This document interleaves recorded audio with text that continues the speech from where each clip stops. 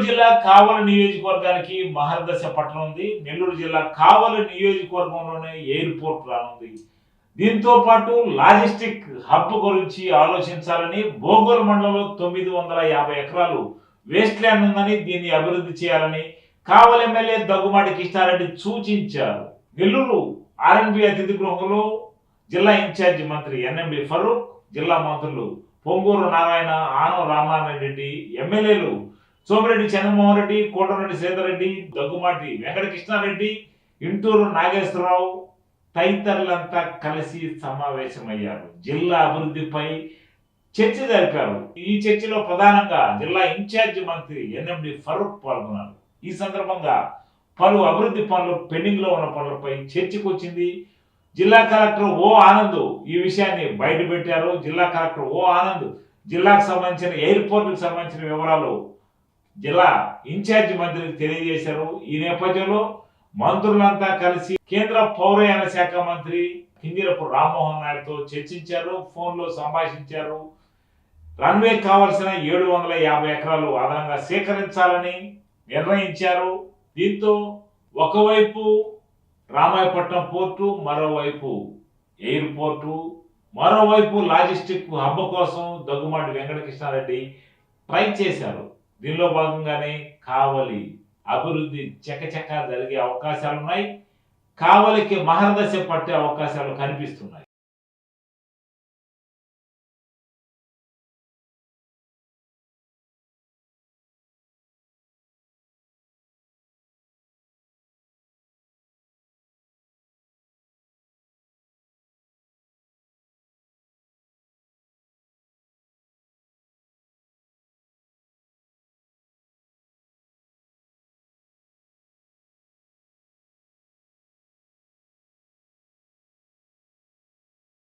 రామ్మోహన్ నాయుడు కూడా సీఎం గారితో మాట్లాడిన తర్వాత దాన్ని ఫైనలైజ్ చేద్దాం. రన్వేకు పనికి వస్తుంది చూడమని చెప్పి మంత్రి అయినే అడిగారు.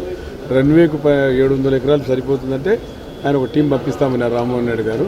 ఆ టీం వచ్చి చూసిన తర్వాత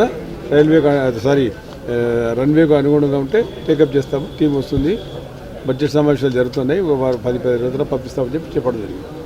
జనరల్గా వేరే విషయాలు మాట్లాడాను. ఇన్ఛార్జ్ మినిస్టర్ ఫరూక్ గారికి క్యాబినెట్ మినిస్టర్స్కి ఇచ్చిన ర్యాంకుల్లో ఫస్ట్ ర్యాంక్ వచ్చింది ఫరూక్ గారికి. సరే, ఇప్పుడు అది పోర్ట్ మంత్రి గారు చెప్పారు కదా, 1350 ఎకరాలు ఆల్రెడీ అక్వైర్డ్. దాంట్లో కొంచెం క్లియర్గా ఉండేది 750 acres.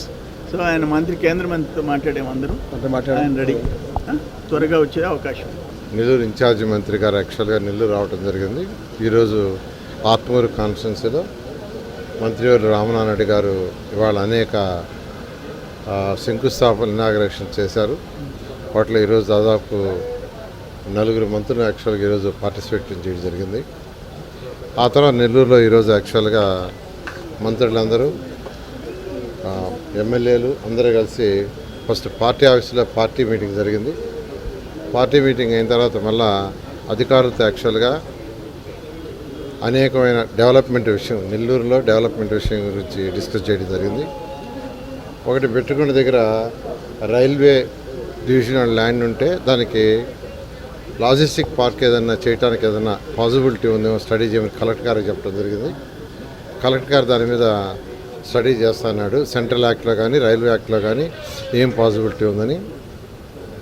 అదేవిధంగా ఎయిర్పోర్ట్, మనకు నెల్లూరు ఎయిర్పోర్ట్ 2014-19లో శాంక్షన్ చేసాం. కానీ దాన్ని గత ప్రభుత్వం ముందుకు పోనీయకుండా పక్కన పడేసింది. ఇంకా చెప్పాలంటే దాన్ని క్యాన్సిల్ కూడా చేసింది. ల్యాండ్ అక్విజిషన్ కూడా 750 ఎకరాలు అప్పుడే చేసాం. దాని విషయం ఈ మధ్య 4-5 సార్లు కేంద్ర మంత్రి మన రాష్ట్రం నుంచే ఉన్నారు. ఈరోజు విమానశాఖ మంత్రి, ఆయనతో నేను మాట్లాడాను 4-5 సార్లు. ఇవాళ కూడా మాట్లాడడం జరిగింది.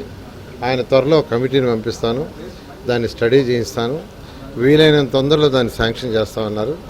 ఈ విధంగా ఏదైతే నెల్లూరుకి విమానాశ్రయం ఎప్పటి నుంచో నెల్లూరు ప్రజల యొక్క కలది. 14-19లో ఆ రోజు ముఖ్యమంత్రిని అడగటం, వెంటనే వారు శాంక్షన్ చేయటం, ల్యాండ్ అక్విజిషన్ కూడా కొంత చేశారు, కొంత ఆగిపోయింది. దాని మీద కలెక్టర్ గారితో కూడా చెప్పాం. ఉన్న ల్యాండ్ 750 ఎకరాలు అక్విజిషన్ చేస్తున్నారు. దాంతో రన్వే వేయటానికి ఏదైనా పాసిబిలిటీ ఉంటే వెంటనే శాంక్షన్ చేయమని ఈరోజు కేంద్ర మంత్రిని రిక్వెస్ట్ చేస్తే ఆయన త్వరలో కమిటీ పంపిస్తున్నారు.